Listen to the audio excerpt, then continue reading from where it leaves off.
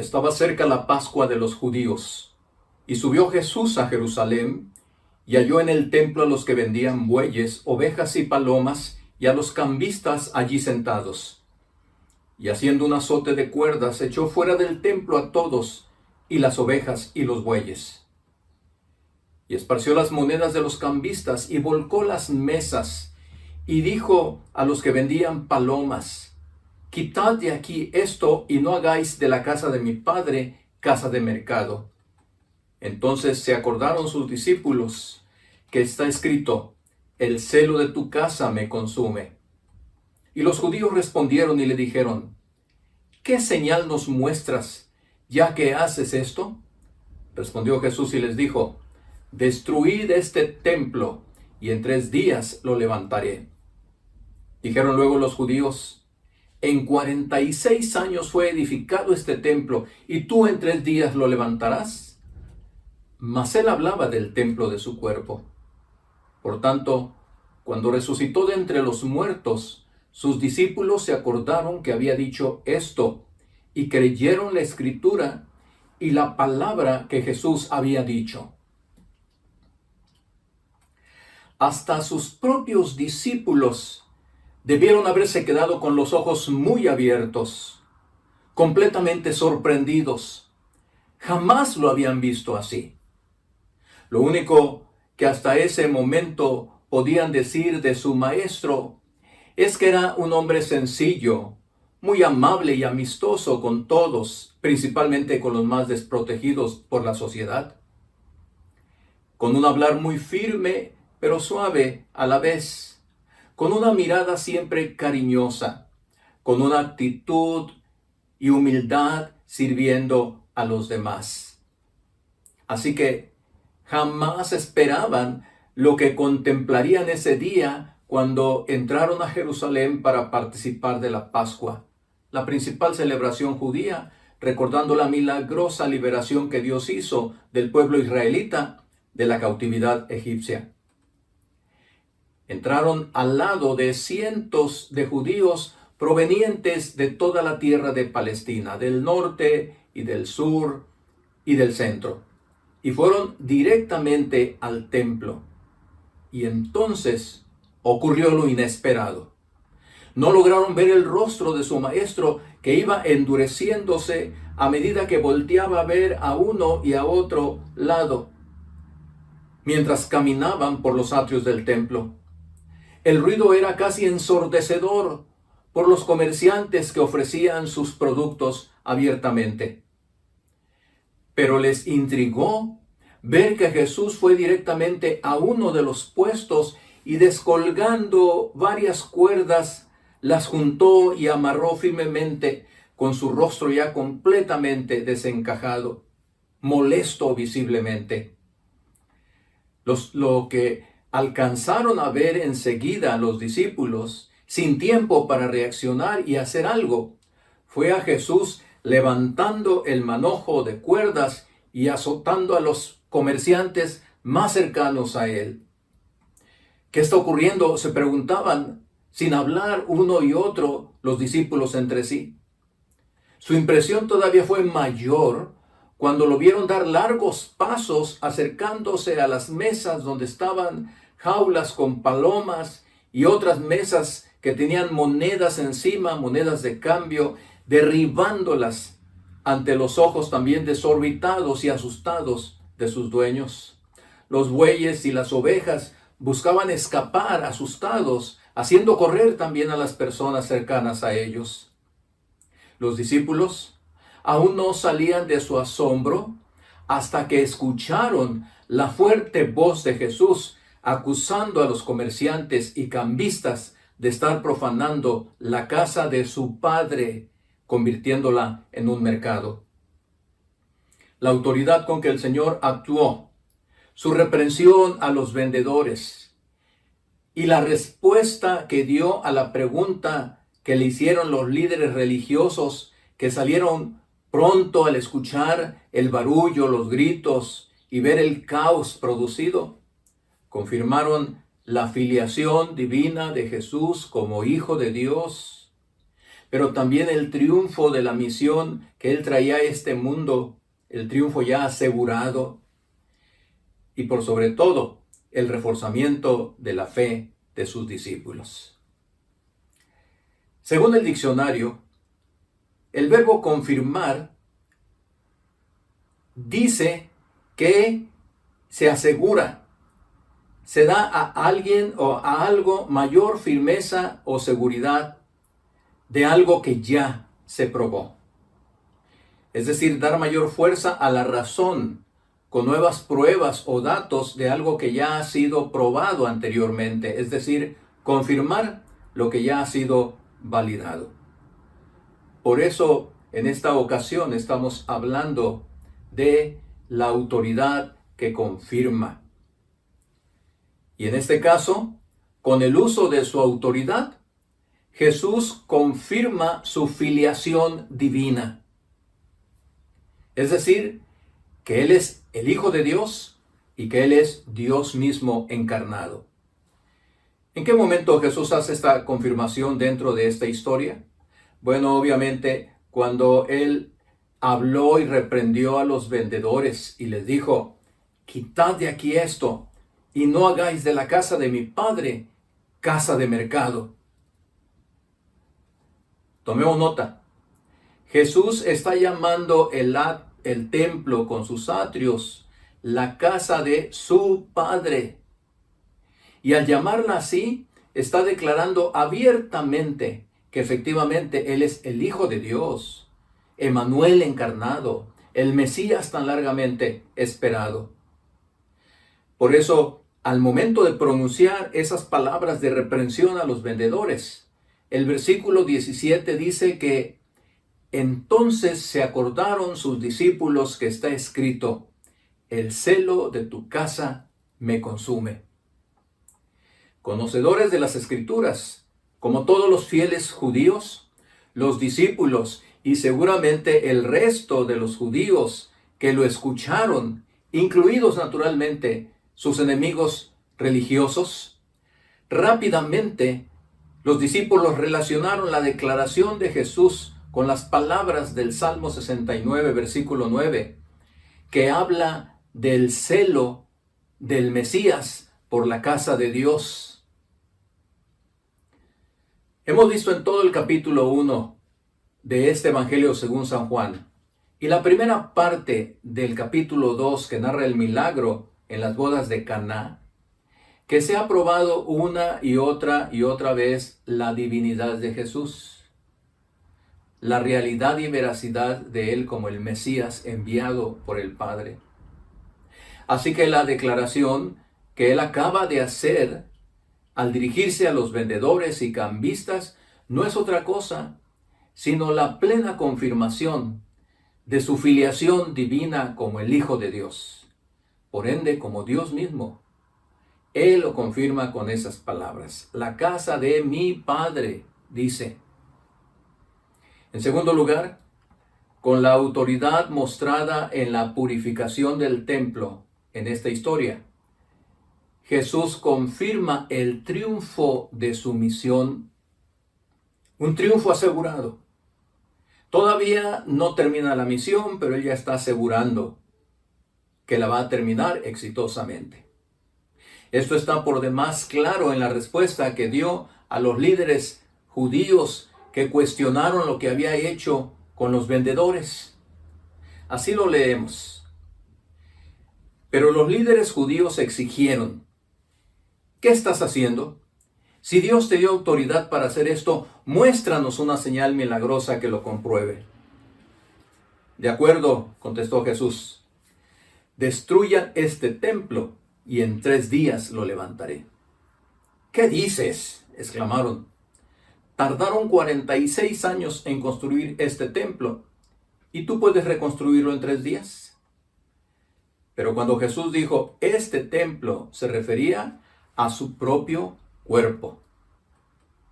Sin saberlo, ni mucho menos quererlo, los líderes religiosos de los judíos son usados por Jesús con la misma pregunta que le hicieron, pues le dieron la oportunidad de confirmar el triunfo de su misión que le había traído a este mundo. Ellos le dijeron: si Dios te dio la autoridad para hacer lo que has hecho, pruébalo con una señal que despeje todas las dudas sobre ti.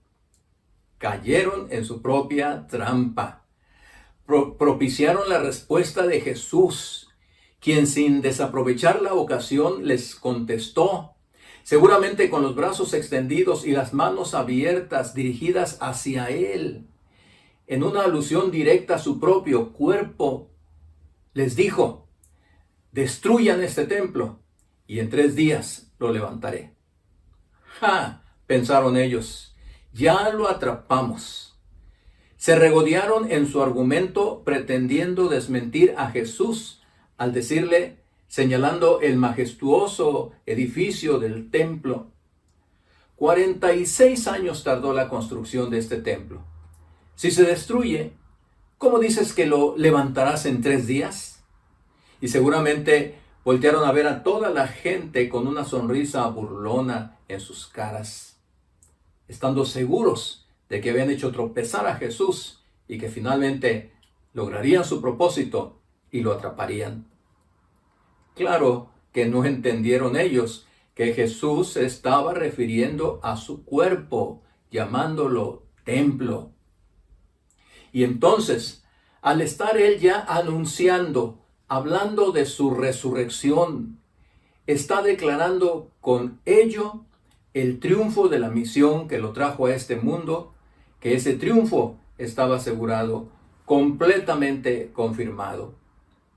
Y así fue, cuando más tarde el Señor al 3er día se levantó de entre los muertos, sellando así la victoria final para la salvación de los creyentes en su obra. Pero Él ya lo está confirmando de antemano, utilizando la misma pregunta, el cuestionamiento de sus enemigos. Finalmente, con su autoridad demostrada en los atrios del templo, Jesús confirma la fe de sus discípulos una vez más.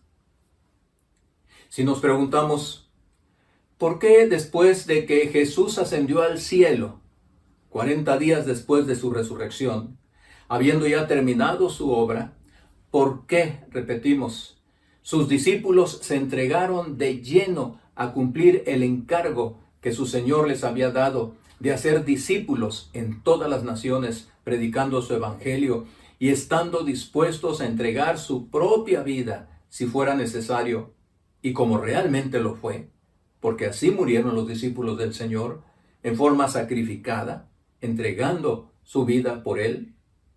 Bueno, la respuesta es que fue sin duda por la reiterada confirmación que Él hizo con señales milagrosas y con sus declaraciones de que Él era realmente el Cristo esperado por todos.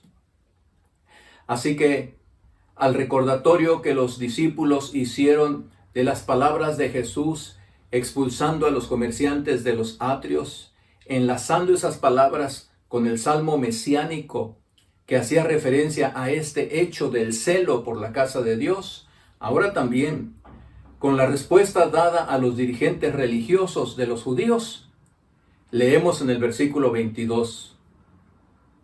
Por tanto, cuando resucitó de entre los muertos, sus discípulos se acordaron que había dicho esto y creyeron la escritura y la palabra que Jesús había dicho. Conforme los discípulos iban relacionándose más y más con Jesús, escuchando sus palabras y enseñanzas, atestiguando sus acciones y reacciones, su fe en Él se iba fortaleciendo día tras día. Vemos entonces cómo en este evento tan singular, aparentemente accidental y sin mayor trascendencia, ocurrido en los atrios del templo, Jesús, haciendo uso de su autoridad, confirmó su relación como Hijo de Dios, su divinidad, al mismo tiempo que también confirmó ante sus enemigos que terminaría con éxito la misión que le había traído a este mundo, al anunciarles el portento de su segura resurrección, pero aprovechando también esta ocasión para reforzar, para fortalecer una vez más la fe de sus discípulos en Él. Nos preguntamos, ¿tiene sentido para nosotros esta historia cuando Jesús ha confirmado y reconfirmado que es el Hijo de Dios, que ya culminó triunfante su obra en la cruz del Calvario y en la resurrección, y que nuestra fe en Él se ha fortalecido más? Claro que sí. Cuando nosotros sentimos su compañía, particularmente en los momentos más difíciles que vivimos, nos sigue dando muestras y pruebas de su divinidad día tras día, al estar a nuestro lado como Él lo prometió, al sentir su presencia. Él nos está probando que es el Hijo de Dios, que es Dios mismo y que cumple con su promesa de estar con nosotros todos los días hasta el fin del mundo.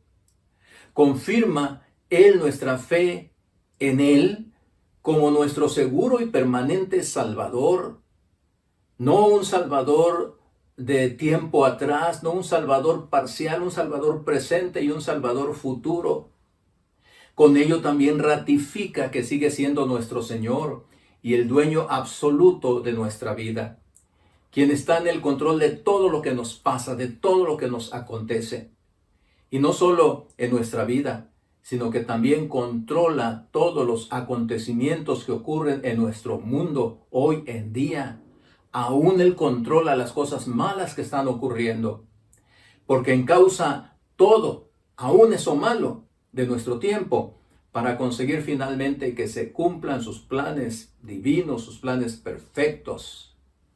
Esto nos debe llevar a comprometernos a servirlo sin restricciones de ninguna naturaleza, estando dispuestos a entregarle todo lo que tenemos, nuestro tiempo, nuestro talento, nuestro dinero, nuestra casa, todo absolutamente, nuestra familia, incluso nuestra vida si fuera necesario, en un servicio dedicado a Él y en beneficio de los demás. Por otro lado, debemos decir que sí, Jesús sigue siendo manso y humilde de corazón. Aún Él sigue siendo paciente y misericordioso. Aún sigue soportando ofensas y blasfemias de su nombre santo. Aún sigue amando y perdonando a los que ha elegido para la salvación y que lo buscan con un corazón verdaderamente arrepentido. Sí, Jesús sigue todavía mostrando ese carácter apacible, benigno, de amor. Sigue buscando, sigue perdonando, sigue salvando, sigue amando a los pecadores.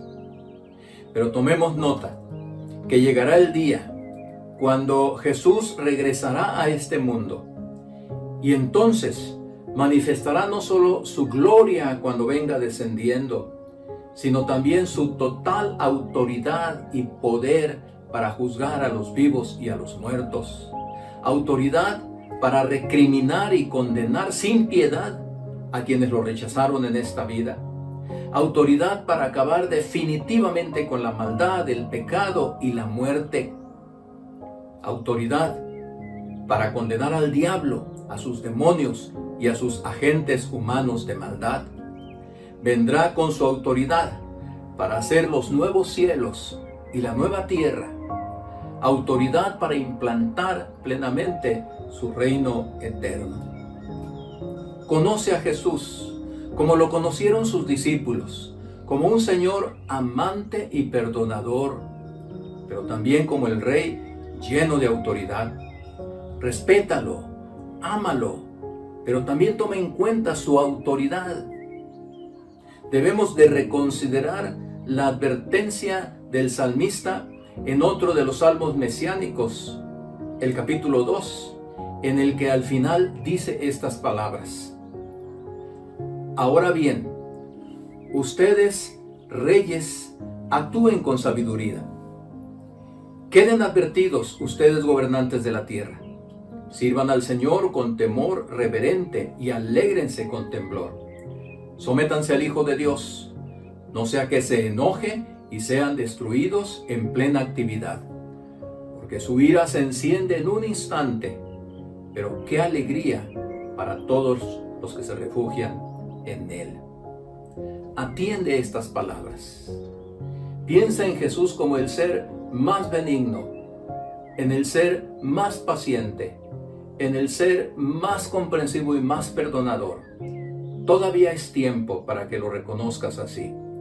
No quieras conocerlo cuando regrese con su poder y autoridad para juzgar a todos los que lo rechazaron. Que Dios te bendiga. Amén. Mi Dios y Padre eterno, autor de la creación, poderoso, tu Espíritu intervino, el Verbo se encarnó, Cristo tu Salvador.